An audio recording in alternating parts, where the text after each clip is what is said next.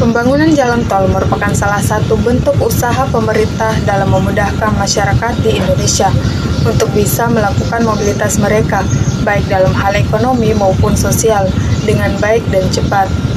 Pembangunan dengan skala besar selain membutuhkan modal besar, juga membutuhkan tanah untuk mendirikan bangunan tersebut. Jalan tol merupakan proyek yang digadang-gadang pemerintah dapat mengurangi kemacetan sampai dapat menjadi sumber pemasukan khas negara. Infrastruktur memiliki peran yang sangat penting dalam sistem perekonomian.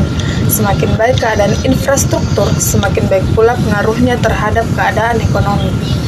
Di samping itu, pembangunan jalan tol di daerah perkotaan besar dan sekitarnya memang berpengaruh terhadap industri yang banyak berada di sekitar daerah perkotaan. Fungsi jalan tol adalah menghubungkan pusat produksi dengan pasar global. Oleh karena itu, untuk memudahkan aktivitas jalan tol menjadi alternatif untuk mempercepat arus keluar masuk barang.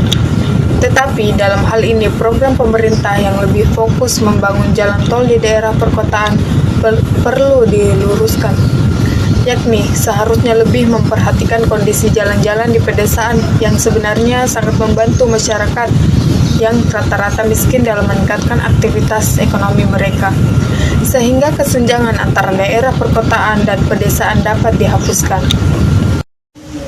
Oleh karena itu, pemerintah harus segera memperbaiki kondisi jalan antar desa di seluruh Indonesia untuk mencapai pertumbuhan ekonomi yang stabil dan pro-rakyat. Sementara pengamat kebijakan publik Faisal Basir mengatakan bahwa melihat kondisi saat ini, potensi industri jalan tol masih menjanjikan untuk lebih dikembangkan, sesuai dengan perkembangan tingkat perekonomian bangsa Indonesia saat ini. Sedangkan analis ekonomi UI Afiliani mengatakan bahwa pembangunan infrastruktur melalui industri jalan tol akan berdampak pada pembangunan ekonomi. Oleh karena itu, menurutnya sebelum satu daerah berkeinginan membangun jalan tol, maka yang paling penting adalah aktivitas ekonomi di daerah tersebut harus ditingkatkan agar bisa memberikan kontribusi terhadap proyek jalan tol tersebut agar tidak rugi.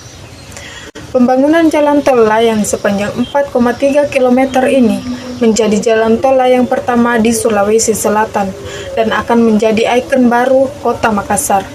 Di samping akan mengurai kemacetan sekitar Jalan Andi Pangeran Petarani, jalan tol layang ini juga akan menghubungkan dengan Jalan Tol Ujung Pandang Seksi 1 dan Seksi 2 yang akan menjadikan akses ke Pelabuhan Soekarno-Hatta dan Bandara Sultan Hasanuddin semakin lancar.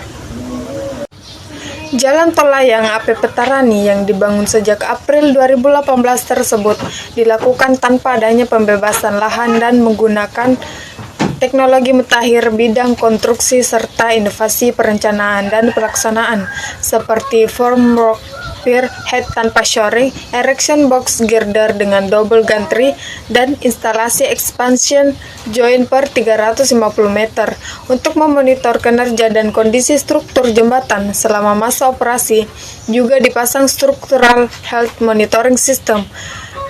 Tol layang dengan nilai investasi sebesar 2.243 triliun ini diharapkan dapat menjadi salah satu solusi untuk mengurai kemacetan lalu lintas yang selama ini terjadi di jalan arteri sekitar kawasan Panakukang dan Rapocini. Ruas ini akan melengkapi ruas tol existing Jalan Tol Ujung Pandang pada seksi 1, 2, dan 4 yang akan beroperasi dengan sistem terbuka sepanjang 10,4 km dengan jumlah lajur jalan 2x2 lebar 3,50 meter dan memiliki dua on-off rambu yaitu di Boulevard dan Alauddin. Jalan tol layang ini akan menjadi salah satu ikon baru kebanggaan Kota Makassar dan seluruh masyarakatnya. Dengan beroperasinya tol layang AP Petarani diharapkan juga dapat mengurangi waktu tempuh karena pengguna jalan tidak perlu melewati banyak persimpangan di jalan arteri yang sering mengalami kemacetan. Pembangunannya dimulai dari akhir jalan tol seksi 2, tepatnya di persimpangan Jalan Urip Sumoharjo melewati persimpangan Jalan Boulevard Panakukang. Jalan Hertasnindan berakhir sebelum persimpangan Jalan Sultan Alauddin.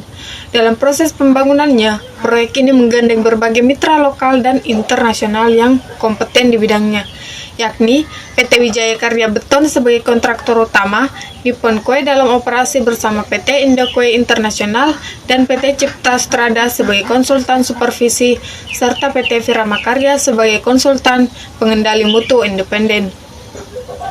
Selain itu, pembangunan Jalan Tol Layang Apik Petarani Makassar merupakan contoh peran aktif swasta dalam pembangunan infrastruktur nasional. PT Marga Utama Nusantara atau MUN melalui anak usahanya PT Makassar Metro Network atau MMN bersama dengan pemerintah daerah yang juga didukung oleh pemerintah pusat menginisiasi pembangunan ini guna mendukung sistem logistik sekaligus sebagai fasilitas pendukung kemajuan Kota Makassar dan daerah sekitarnya.